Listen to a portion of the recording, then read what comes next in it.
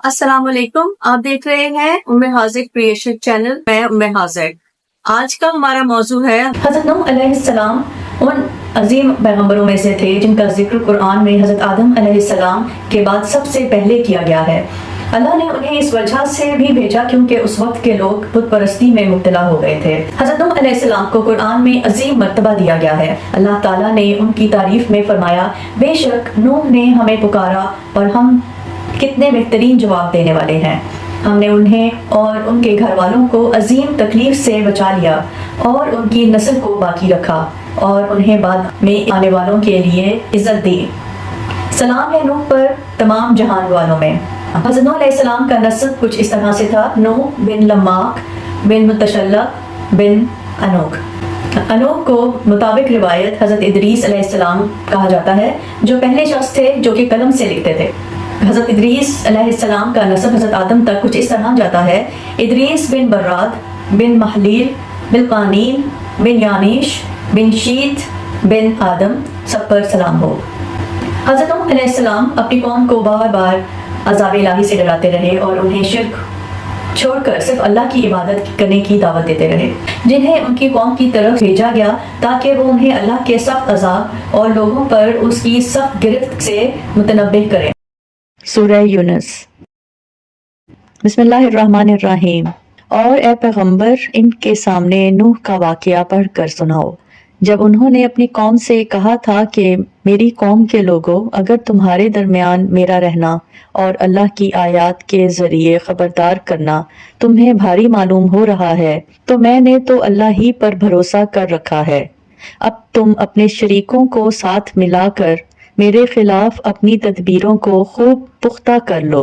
फिर जो तदबीर तुम करो वो तुम्हारे दिल में किसी घुटन का बायस ना बने, बल्कि मेरे खिलाफ जो फैसला तुमने किया हो उसे दिल खोल कर गुजरो और मुझे जरा भी मोहलत ना दो। फिर भी अगर तुमने मुंह मोड़े रखा तो मैंने तुमसे इस तबलीग पर कोई उजरत नहीं मांगी। मेरा अजर किसी और ने नहीं, अल्लाह के जिम्मे है और मुझे ये हुक्म दिया गया है कि मैं फरमाबरदार लोगों में शामिल रहूं।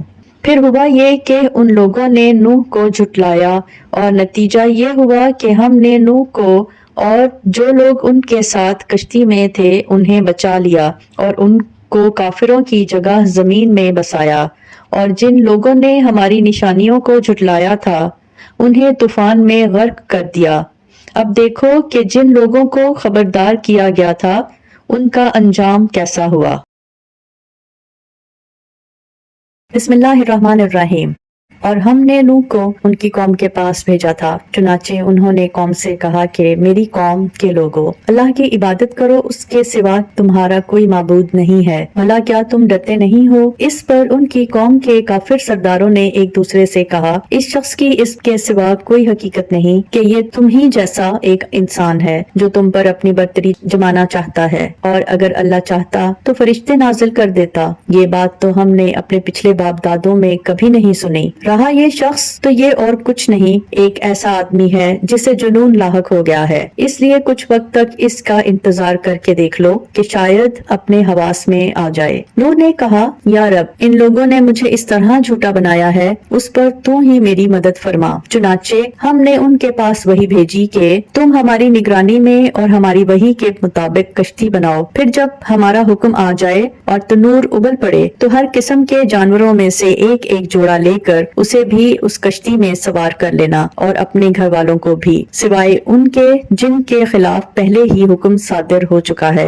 और इन जालिमों के बारे में मुझसे कोई बात ना करना, ये बात तय है कि ये सब गर्क किए जाएंगे। फिर जब तुम और तुम्हारे साथी कश्ती में ठीक ठीक बैठ चुके हैं तो कहना, शुक्र है अल्लाह का जिसने हमें जालिम लोगों से निजात अता फरमाई। और कहना, या रब, मुझे ऐसा उतरना नसीब कर जो बरकत वाला हो और तू बेहतरीन उतारने वाला है। इस सारे वाक़े में बड़ी निशानियां हैं और यकीनी बात है कि हमें आजमाइश तो करनी ही करनी थी। फिर उनके बाद हमने दूसरी नस्लें पैदा की और उनके दरमियान उन्हीं में से एक शख्स को रसूल बनाकर भेजा जिसने कहा कि अल्लाह की इबादत करो, उसके सिवा तुम्हारा कोई माबूद नहीं है, भला क्या तुम डरते नहीं हो।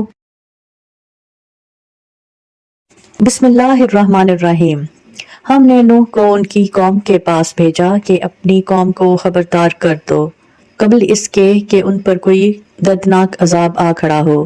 چنانچہ انہوں نے اپنی قوم سے کہا کہ اے میری قوم، میں تمہیں ایک صاف صاف خبر دینے والا ہوں کہ اللہ کی عبادت کرو اور اس سے ڈرو اور میرا کہنا مانو۔ اللہ تمہارے گناہوں کی مغفرت فرمائے گا اور تمہیں ایک مقرر وقت تک باقی رکھے گا۔ بے شک جب اللہ کا مقرر کیا ہوا وقت آ جاتا ہے تو پھر وہ مؤخر نہیں ہوتا، کاش کہ تم سمجھتے ہوتے۔ پھر نوح نے اللہ تعالیٰ سے کہا کہ میرے پروردگار، میں نے اپنی قوم کو رات دن حق کی دعوت دی ہے، لیکن میری دعوت کا اس کے سوا کوئی نتیجہ نہیں ہوا کہ وہ اور زیادہ بھاگنے لگے۔ اور میں نے جب بھی انہیں دعوت دی تاکہ آپ ان کی مغفرت فرمائیں تو انہوں نے اپنی انگلیاں اپنے کانوں میں ڈال دی، اپنے کپڑے اپنے اوپر لپیٹ لیے، اپنی بات پر اڑے رہے اور تکبر ہی تکبر کا مظاہرہ کرتے رہے۔ پھر میں نے انہیں پکڑ پکڑ کر دعوت دی، پھر میں نے ان سے اعلانیہ بھی بات کی اور چپکے چپکے بھی سمجھایا۔ چنانچہ میں نے کہا کہ اپنے پروردگار سے مغفرت مانگو، یقین جانو وہ بہت بخشنے والا ہے، اور تمہارے مال اور اولاد میں ترقی دے گا اور تمہارے لیے باغات پیدا کرے گا اور تمہاری خاطر نہریں مہیا کر دے گا۔ تمہیں کیا ہو گیا ہے کہ تم اللہ کی ذات سے بالکل نہیں ڈرتے، حالانکہ اس نے تمہیں تخلیق کے مختلف مرحلوں سے گزار کر پیدا کیا ہے؟ کیا تم نے یہ نہیں دیکھا کہ اللہ نے کس طرح 7 آسمان اوپر تلے پیدا فرمائے ہیں اور ان میں چاند کو نور بنا کر اور سورج کو چراغ بنا کر پیدا کیا ہے، اور اللہ نے تمہیں زمین سے بہترین طریقے پر اگایا ہے، پھر وہ تمہیں دوبارہ اسی میں بھیج دے گا اور وہیں سے پھر باہر نکال کھڑا کرے گا، اور اللہ نے ہی تمہارے لیے زمین کو ایک فرش بنا دیا ہے تاکہ تم اس کے کھلے ہوئے راستوں پر چلو۔